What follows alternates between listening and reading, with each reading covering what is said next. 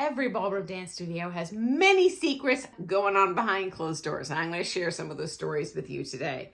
And how we as the teacher can get triangulated in the middle of this awkward uncomfortableness. Okay, so number one, I had an amateur competitive couple who whisper swirling were in an inappropriate relationship because they were married. Not because they were married to each other, because they were both married to other people. And honestly, guys, I smelled something real sus as well. For example, they would practice for like 8 hours and spend the vast majority of the time giving each other massages. Who does that? Anyway, it gets way uglier. His wife calls me and asks me an onslaught of real, direct, uncomfortable questions. I'm just the dance teacher. I'm not a counselor. I'm not a pastor. I'm just Sunny.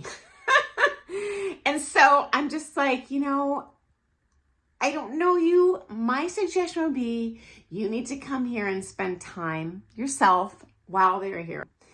Okay, so I think problem solved. She'll show up. This romance will sizzle. No, she shows up, I suspect deliberately, when they are not there, to go into my office and demand that I fly down to a competition where this couple is competing and take pictures of them sharing a hotel room because he's been charging these to his credit card, and she feels like, well, I don't think she's paying for her own room. I think she's staying here for free, and I'm paying for it because she was the sole wage earner in that family. Like, oh, okay. All sorts of ugly. My heart just bled for her. I felt so dirty. Basically lying through omission, saying, I just can't say, can't confirm or deny, when honestly, I think she was onto something. And I personally handled the situation just by asking this couple to leave. I did not tell them why. It's pretty rare when I do kick someone out that I'm going to directly say, well, this is what you did wrong. It's not going to be productive 99.999% of the time. So I'm going to do it in a way that is as positive as possible. But shock of all shocks, when they left, the second I kicked him out, both of those couples ended up divorcing their spouses. And then, magically, they announced their new romance. New romance, my butt. We all know what was going on. And thank heavens I kicked them out when I did, because all that drama that ensued later, including the fiery demise of their romantic relationship, didn't affect my students one iota, because that couple was far away in someone else's studio, someone else's problem. Yeah, so real uncomfortable. Okay, next story. I started the largest children's ballroom dance studio in my state. And when I kicked it off, I needed a TA. So I drew in my best TA for my adult classes. Brought him in. He did a great job. And about 4 months in, the dad of one of my girl students calls me and says, this TA, in my opinion, is taking an uncomfortable level of interest in my daughter, and I don't want him around her.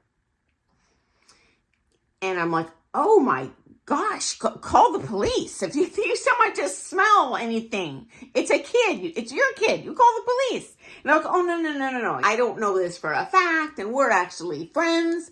And of course, I'm like, well, you're friends? I thought it was just a TA professional relationship. It's like, oh no, we hit it off after class. I've been inviting him to my family barbecues every weekend. And this is news to me. This is part of the reason many studios have a non-fraternization policy, because it just leads to complex drama. Anyway, yeah, and he's also talking a lot of Bible stuff, and I'm not religious. I'm really uncomfortable with this relationship. I can't confront the teacher.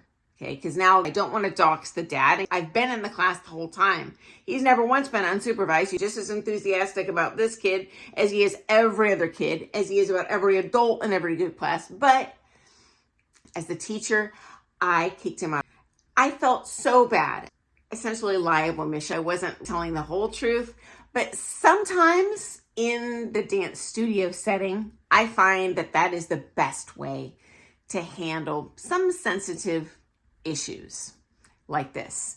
I don't want it to negatively affect someone who genuinely comes to me and shares a problem that they're having that maybe it's going to affect other people.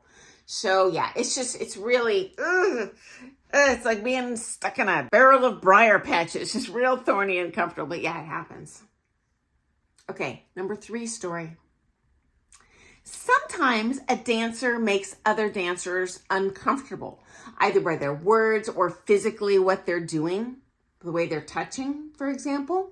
And this might be a dance partner. It might be a social dancer is usually where I see this. And when they complain to me about it, I never dox that student. As a teacher, if something happens to you with another dancer in any situation in the studio, please, I'm begging you, tell your teacher. We have handled this sort of problem. We are pros at teaching. We're pros at managing this social stuff in the studio because we've been doing this a long time.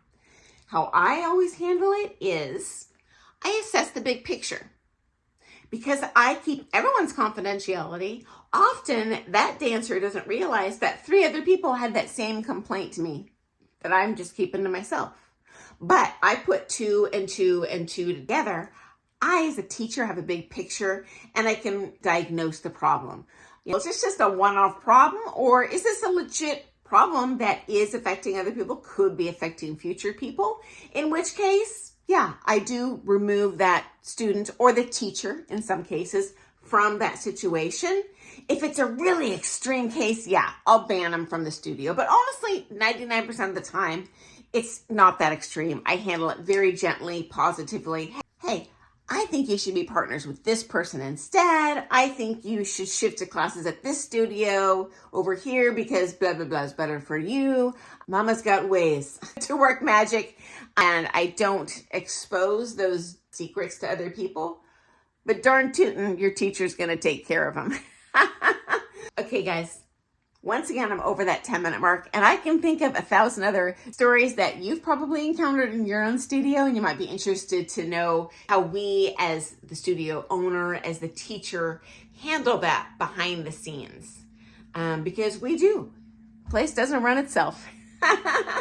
Okay, guys, I wish you a happy dancing day. I look forward to seeing you first thing tomorrow morning and wish you all some joyful, awesome ballroom dance classes and dancing tonight. See you tomorrow. Bye.